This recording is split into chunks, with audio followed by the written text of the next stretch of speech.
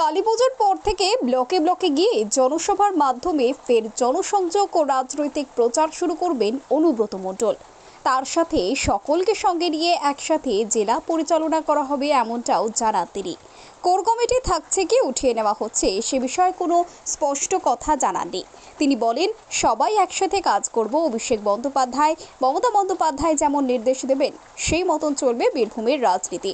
অনুব্রত মণ্ডল ফিরে আসার পর থেকেই কাজল শেখের সঙ্গে তার একটা দ্বন্দ্ব, সেই বিষয়টি সামনে আসছিল বারবার। কিন্তু সে ব্যাপারে একদিকে যেমন কাজল শেখ সরাসরি বিষয়টিকে উড়িয়ে দিয়েছেন ও অনুব্রত মণ্ডলকে তার অভিভাবক বলেছেন, তেমনি এদিন অনুব্রত মণ্ডল সকলকে সাথে নিয়ে কাজ করবেন এমনটাই জানালেন। তবে মুখ্যমন্ত্রীর সঙ্গে তার কথা হয়েছে কিনা সে ব্যাপারে কোনো উত্তর তিনি দিতে চাননি।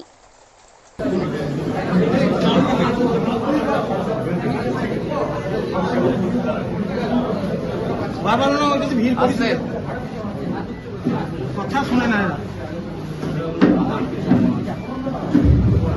দাদা, কালকে চেয়ে আজকে অনেকটা ভালো লাগছে, সুন্দরভাবে হেঁটে এলেন। শরীর আপনার আপনি কেমন আছেন?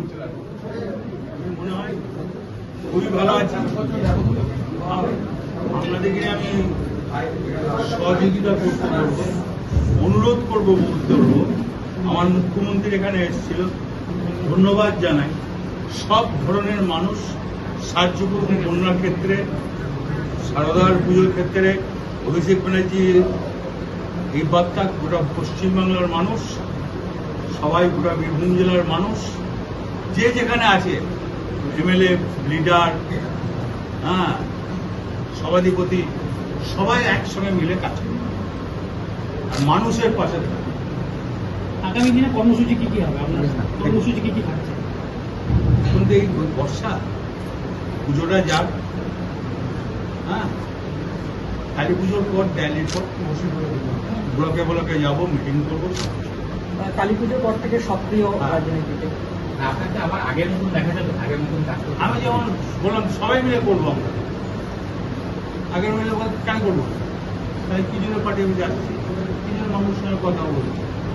সাধারণ মানুষ নিয়ে যে ভূতের মানুষ আর কেউ যেন অশান্তি না, সবাই যেন ভালো থাকে, সবাইকে নিয়ে যেন চলে। কেউ বুঝিয়ে দিল আর দুটো বাইক দিয়ে লাভ নেই, অনেক বাইক সামনের সপ্তাহে কলকাতা যাবেন, সেদিন চিকিৎসার পাশাপাশি কি মানে মুখ্যমন্ত্রীর সঙ্গে দেখার কোনো পরিকল্পনা রয়েছে কোনো কিছু? না, আমি আমার নিজের চিকিৎসা করতে যাব একবার, তবে যাওয়া উচিত আমি মনে করি। মেয়ে আমার সন্তান, তাকে 16 মাস জেল কাটানো হয়েছে, এটা তো নয়, সাধারণ বাড়ি।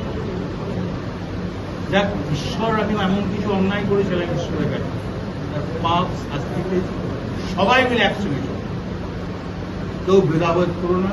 মুখ্যমন্ত্রীর নির্দেশ, অভিষেকের নির্দেশ, সবাই মিলে শান্তি বজায় রাখো।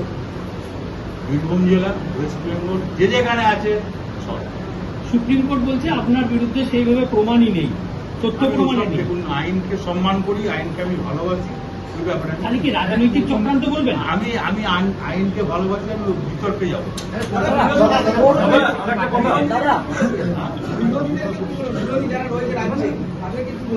এখন আমি কিছু বলছি না।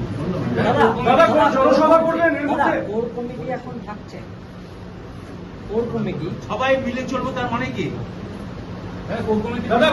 কথা হয়েছে, কি বার্তা দিয়েছেন আপনি? 5জন ছিল,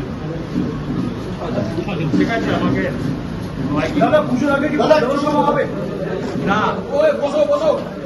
পুজোর আগে কিছু হবে না, কালী পুজোর পর। এখন এই লক্ষ্মী পুজো পর্যন্ত বৃষ্টি, মানুষ খানাকুল ভাসছে, খানাকুল ভাসছে, লাভপুর ভাসছে, কিন্নার ভাসছে, সাধারণ মানুষ। শারদিয়ার সবাইকে শুভেচ্ছা, মা শারদিয়া যেন সবাইকে নিয়ে চলে, বন্যা বন্ধ করুন। কৃষিতে কত ক্ষতি হয়েছে বলো, কৃষিতে কত ক্ষতি হয়েছে দাদা? 2 বছর পর আবার ফিরলেন, কৃষিতে কত ক্ষতি হয়েছে। সবাইকে ভালোবাসি, সবাই থাকবে, সবাই আসবে, সবাই একসঙ্গে চলবে। মুখ্যমন্ত্রী দাদা, মুখ্যমন্ত্রীর সাথে কথা হয়েছে? অভিষেকের নির্দেশ। দাদা, মুখ্যমন্ত্রীর সাথে কি কথা দলীয় হয়েছে? কর্মীদের কি বার্তা দেবেন? দাদা, দলীয় কর্মীদের কি বার্তা দেবেন? দলীয় প্রতিনিধি আসছে, যা বার্তা দেওয়ার দাদা, মুখ্যমন্ত্রীর সাথে কথা হয়েছে আপনার? কুচি ভাই তো টানাটানি করবে না, সাংবাদিকদের আমি অনুরোধ করছি।